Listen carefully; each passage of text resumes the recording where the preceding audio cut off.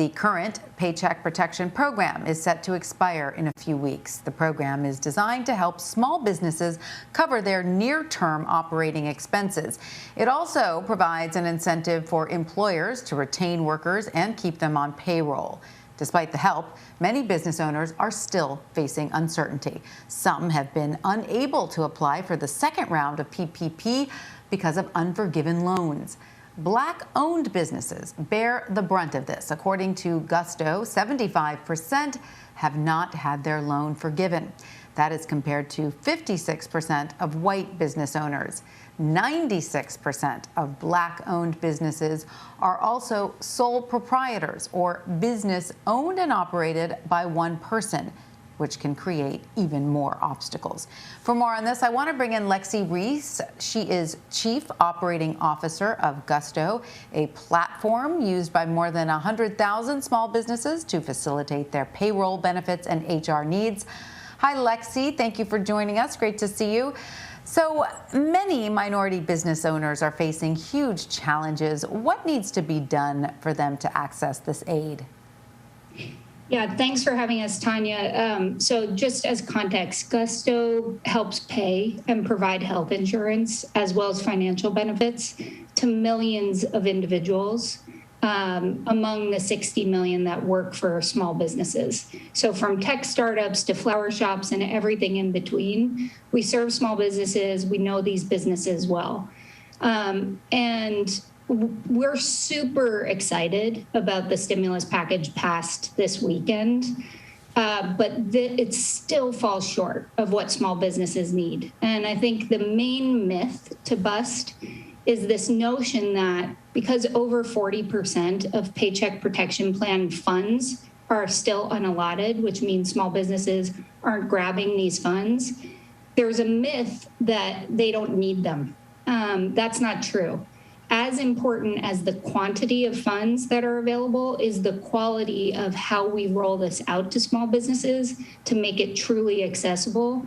And there are several adjustments that need to be made so that it has the intended impact that you said at the beginning, which is how do we keep these businesses in business and how do we keep their workers employed? So what are those adjustments that need to be made? 4 adjustments, totally doable, but logistically they have to be done. One is extend the application date. The application date is still March 31st. It's March 9th right now. Nearly 60% of the PPP funds from the last package and this one are still available. We want small businesses to be able to apply for them, but when the paperwork is so onerous and the rules keep changing, we just need to extend that timeline. Change number 1. Change number 2 is adjusting the eligibility requirements. 2 adjustments that need to be made. One is what is so critical is that we take operating costs into account.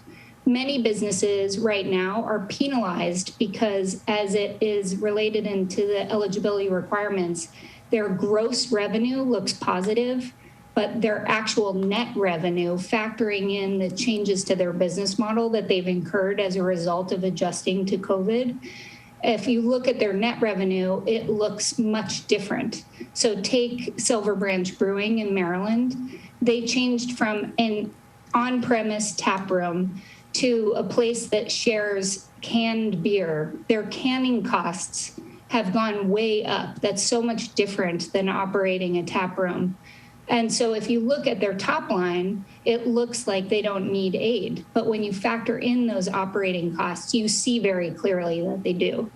The other eligibility requirement, and this is really important, we just surveyed over 1,000 female small businesses, and 47% of new businesses started during the pandemic are started by women who are Black, Indigenous, or people of color.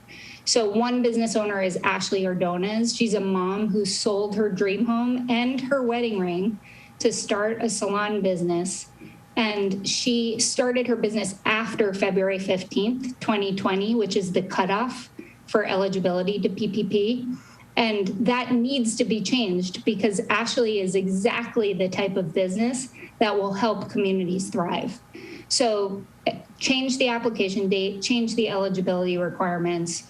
Two other changes: enforce loan forgiveness. You said at the outset, currently 75% of Black business owners have not had their first round of PPP forgiven, compared to 56% of white business owners. So the key part of Paycheck Protection Plan was that the terms that folks were borrowing on were favorable to the borrower, because we were trying to keep businesses in business and keep American workers employed. The terms are really easy to know. If you're on Gusto, you can tell whether employee and compensation levels are maintained and whether the loan proceeds were spent on payroll costs. Those are the only two requirements that need to be met to have your loan forgiven. And the fact that so many people are still waiting with that debt hanging over their head to be forgiven is unacceptable. So finally, last change is help women by investing not just in restaurants and bars. There was $25 billion in this most recent stimulus allocated to restaurant and bars, but also in retail. Retail is predominantly owned by women. It has been equally hard hit by this pandemic. And there are so many stories of great business owners who need this aid as well. And giving that aid back will help our communities thrive. All right, great suggestions. Well, Lexi Reese, thank you so much for your insight. We appreciate having you on. Thank you, Tanya.